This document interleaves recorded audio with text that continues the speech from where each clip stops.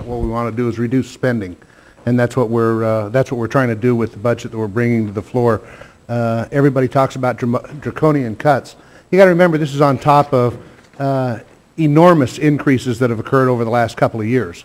So it's not as draconian as a lot of people would like. But I appreciate your testimony. I appreciate your hard work on this budget. I know it's hard to put together a budget, even if it is one that most people, I want to say this respectfully, but most people don't take seriously. Most people don't think this is ever going to be enacted. All the right words are used. I think the ranking member said this is a tough love budget.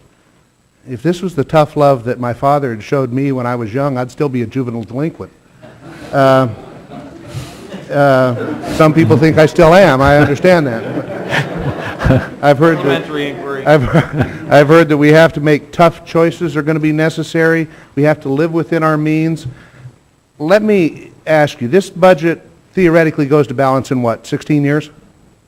Well, it's going to take a long time to go to balance. We first have to stabilize the debt. Is there ever a balance projected out there? You know, to get to balance will require a set of decisions that are beyond what anyone's discussing right now.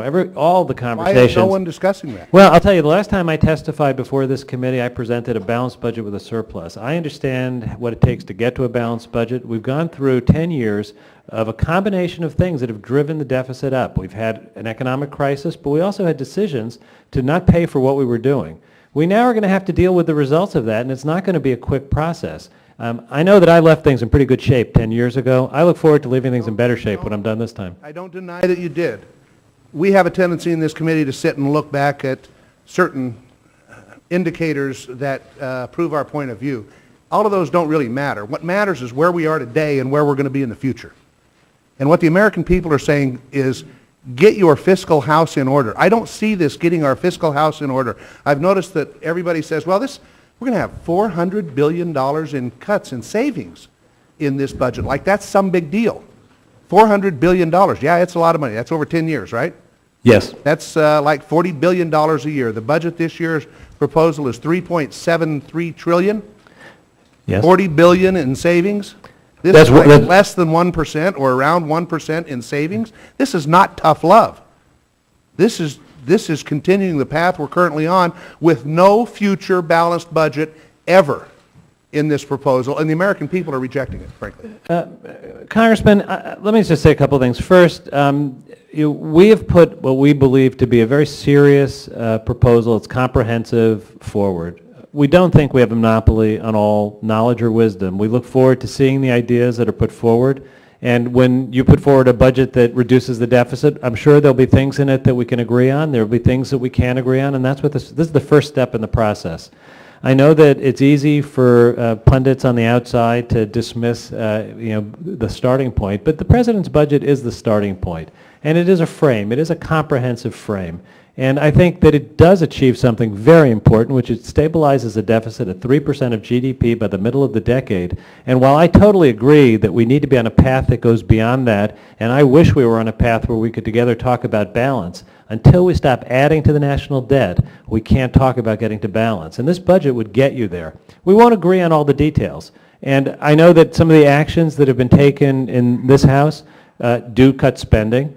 I haven't seen the actions yet that reduce the deficit, and I look forward to that. I know that it's the beginning of the process, and we will work together when we see your proposals. Well, we all understand that you are not going to get to balance by simply cutting spending. But spending is a portion of how you get there.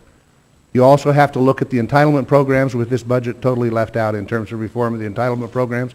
And everyone, I think the American people, understand that we have to address entitlement reform.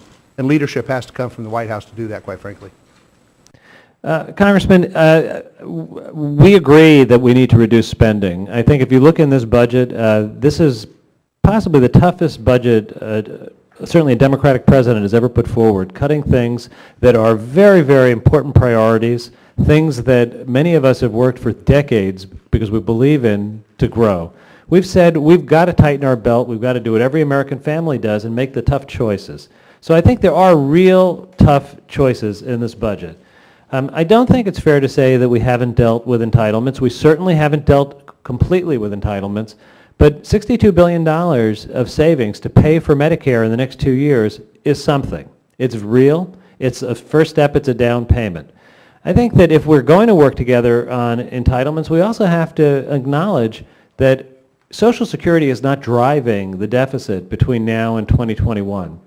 You know, I worked on Social Security reform for, well, 1983, I was working on the reform bill. So I deeply, deeply believe that we have an obligation to current workers, to future retirees, to current retirees, to have a system that's sound and reliable for decades and decades to come. But it's not contributing to the short-term deficit. We should do it because it's the right thing to do. Right. Appreciate it. Thank you for Thank being you. here today.